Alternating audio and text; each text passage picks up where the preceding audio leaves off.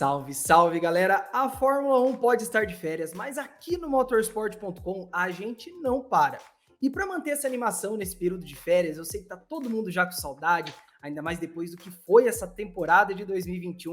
Nada melhor do que ter uma baita de uma entrevista com alguém que não só entende muito de Fórmula 1, mas também que acompanha tudo muito de pertinho. Mariana Becker, repórter da Fórmula 1 na Band, já está aqui na tela comigo, junto também com o Fábio Tarnapolsky, que vai fazer a entrevista comigo. Mari, muito obrigado pela presença e, olha, parabéns pela grande temporada, o trabalho excelente que vocês fizeram, tanto o pessoal da Band aqui em São Paulo, quanto vocês em loco, sempre muito elogiado por todo mundo e é um prazer conversar contigo novamente. Prazer é meu, Gui, Fábio, você falou bem, o pessoal da Band de São Paulo e a gente lá, o sucesso eu acho que a gente teve, primeiro eu acho que foi por causa de uma temporada maravilhosa, e segundo porque foi um trabalho de equipe muito bom. Eu estou na frente da câmera, mas é uma equipe maravilhosa, então eu acho que esse grande sucesso é o trabalho de time mesmo. Ah, sem dúvida, né? Ainda mais quando a gente fala de televisão, não é só uma pessoa que faz o trabalho, né? Tem a galera nas câmeras e o pessoal por trás também, né? Claro, Ô, Mari, todo mundo junto, jogando sim, junto, isso que é o mais importante. exatamente. O sucesso de um é o sucesso de todos também ali, e a vice-versa também é importante. Mas olha, você é uma pessoa que já tem aí uma vasta experiência na Fórmula 1, acompanha há muitos anos, e a gente quer esse insight da pessoa que está ali dentro do paddock. E você, como uma pessoa que trabalhou, acompanhou tudo de perto, foi uma das temporadas mais legais de se acompanhar, de se trabalhar por causa dessa disputa que a gente teve aí entre Hamilton e Verstappen? Para mim, foi a temporada mais legal de trabalhar. Em todos os meus anos, eu nunca trabalhei numa temporada tão legal. E não me lembro, desde que eu comecei a ficar mais próxima da Fórmula 1, uma temporada tão legal, que vem antes de ter começado a trabalhar. Claro, não estou nem voltando no tempo, né, do Ayrton e do Nelson, que eu era menor e tal, mas a partir dali, assim, eu não sei se é porque depois Schumacher começou aquela série e tal, de vitórias, eu não me lembro de uma temporada assim, e não foi só por causa do Max e do Verstappen, foi porque a cada corrida, guri, a gente não conseguia prever. Eu entro no ar a partir de quinta-feira para contar o que a gente pode esperar dessa corrida, quais são os dramas, quais são as questões que a gente tem que ficar de olho, né, num fim de semana de corrida. E todas as vezes, a partir de um certo ponto, eu me abstive de dizer o que podia acontecer. Porque era impossível você dizia, bom, então essa pista está mais para fulano, deve dar Red Bull por aqui, nada, essa corrida tende a ser mais chata, porque não vai ter tanta ultrapassagem, de novo errado, quer dizer, dá sempre errado e graças a Deus sempre pro bem, sempre para surpreender a gente, né? A imprevisibilidade acabou sendo um fator aí fundamental dessa temporada, né? A gente vivia brincando nos nossos programas aqui no canal do YouTube. Porque na quarta-feira a gente previa exatamente isso. É uma pista, ela é mais de alta, talvez vai favorecer a Mercedes. Aí chega na hora da classificação, o Verstappen mete uma voltaça, pole position e joga tudo por água abaixo. Ou erra como na Arábia Saudita, né, Guizão? Que ele errou naquele Q3 que surpreendeu todo mundo. E, Mari, primeiro um abraço pra você, um abraço pro Gui. Opa, desculpa, Fábio. Não, pode ir, Mari. Não, pode falar, Mari. Erra, acerta de onde a gente não imaginava, sim, chove, pacas, acontecem coisas que nunca aconteceram antes, né? Vale a classificação como resultado de corrida, o que vai acontecer, atitudes ou resoluções como essa última, claro, do Michael Masi, que a gente não tinha visto ainda, embora ele tivesse embasado no livro de regras, né? Ele não fez fora das regras, mas totalmente inusitado. Caras aparecendo que a gente nunca tinha visto e carros melhorando de uma hora para outra quando a gente também não esperava. Quer dizer, era assim ou era uma variante, uma miríade de possibilidades? Que impressionante. Desculpa, Fábio. E aí, quem quer saber? Te interrompi. Nada, que isso. Primeiro abraço para você, um abraço pro Gui, que acompanha nosso canal no YouTube. Já que a gente falou de clima, né, de GP, como é que tava o clima da Fórmula 1, a gente que no motorsport falava muito entre a gente assim, eu acho que vai bater nessa corrida aqui, uma hora vai bater, vai dar ruim, eles vão se acidentar, vão bater. No paddock era igual, o pensamento também especulava, uma hora, Max, então vão se estranhar. Isso era frequente no paddock também, para quem acompanhava de perto? frequente. Em momento nenhum a gente teve tranquilidade de tipo, os caras vão ser estratégicos, vão se cuidar, parará. Não. Porque assim, no início você ainda tinha assim, uma certa narrativa, que era o Max metendo o pé e vai para o bate ou ganha, ou bate ou nada, né? Para o tudo ou nada. Aliás, coisa que se reclamava antes do Ayrton e que antes se reclamava do Nelson. Todo mundo que está chegando, eu me lembro, assim, não sei se vocês lembram, assim, de ver entrevistas antigas, de rever, e aí volta e meia você tem o cara ou reclamando do Schumacher, dizendo, pô, esse cara tá botando a vida de todo mundo em risco. Essa é uma frase que a gente viu se repetir ao longo das gerações, não sei se vocês concordam comigo. Não, sim, a gente viu bastante isso, e apesar de eu e o Fábio não éramos nascidos na época de Senna e Piquet, mas acompanhando, vendo os vídeos no YouTube, de fato era uma coisa que aparecia bastante, né? Não, eu era pequena, assim, né? Mas hoje em dia, você vendo como a gente gosta de automobilismo, você acaba vendo coisas antigas. E a reclamação, esta mesma reclamação, é frequente. Né? Não estou dizendo que ele tem razão ou que ele é tão bom quanto. Mas cada vez que surge um cara novo e muito bom, tem um pouco disso, né? De estranhar a nova exigência, né? Se falou também do Hamilton antes, mas é que o Hamilton surgiu, ele não surgiu depois de uma hegemonia, né? O Hamilton surgiu num outro contexto, mas também se reclamou dele sobre isso. Então, o que a gente via no início do campeonato e se esperava?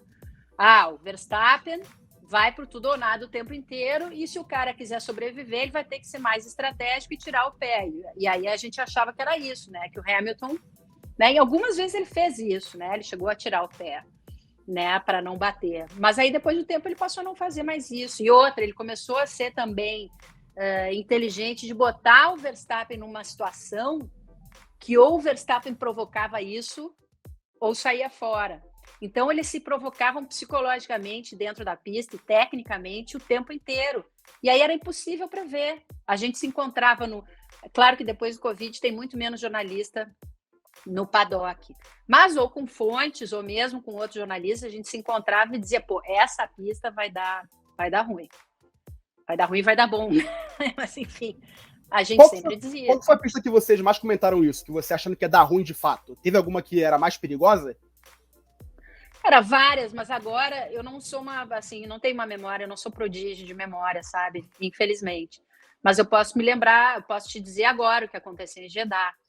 A gente falar aquela primeira curva, os caras vão se embolotar ali. A gente estava com medo que as pessoas, que alguém se machucasse muito feio. Em Spa, e normalmente quando eu saio para a corrida de Spa, eu já saio com a cabeça assim, com plano B, tipo, se acontecer um desastre, eu vou ficar lá muito tempo, eu vou para um hospital acompanhar, porque é uma pista perigosa, né? Sim. E naquelas condições estava ainda mais, porque estava aquela chuva, os dois disputando já a milhão. Então, também foi uma corrida que eu até falei no meu Instagram, assim, eu tô indo, mas eu tô indo sempre com o pé atrás, assim, com uma sensação, sei lá, não é uma sensação ruim, mas uma sensação de assim, expectativa de uma, né? Expectativa. De uma possível.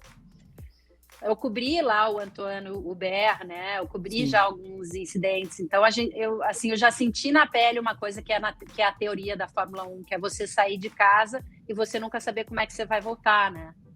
Você sai de casa, você não sabe se você vai cobrir uma morte, se você vai cobrir uma grande vitória, o que você vai cobrir? Uma corrida chata. São aqueles perigos inerentes do esporte, né? Que sempre, apesar da Fórmula 1 ter mudado mais para o lado da segurança, ainda acaba sendo algo muito presente, né, no esporte. Ô Mari, e você mencionou aí sobre essa questão da tensão entre eles, alguns momentos aí na pista, mas a gente teve também algumas coisas fora da pista, né? Hamilton e Verstappen tiveram lá sua cota de trocas de farpas, algumas entrevistas coletivas em que um estava junto com o outro. Teve algum momento assim que você falou, putz, acho que hoje põe o octógono que a situação tá feia, hoje a tensão entre eles está muito palpável? Olha, nunca pensei assim, os caras vão chegar às vias de fato no sentido não de brigar fisicamente ou bater não boca. Não necessariamente no literal, mas pelo menos uma discussão um pouco mais nem bater acalorada. boca, porque eles depois que eles dão aquela entrevista, que eles estão um do lado do outro, que é a entrevista que vocês veem, né? Eles descem pro cercadinho. E aí, no cercadinho, fica um monte de repórter, eles ficam caminhando. Como é que é o cercadinho, para quem não sabe? É um cercado, assim, e aí os repórteres ficam do lado de fora, em grupos, e os pilotos vão girando dentro desse cercadinho, dando entrevista para todo mundo. E às vezes os caras estavam lado a lado, e a gente perguntando um de outro, né?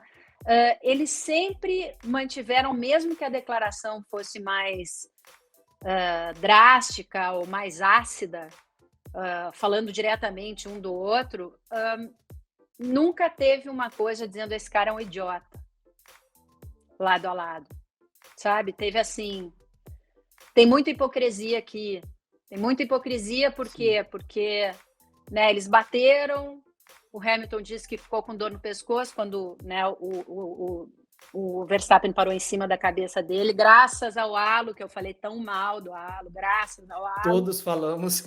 Nós também. Nada aconteceu.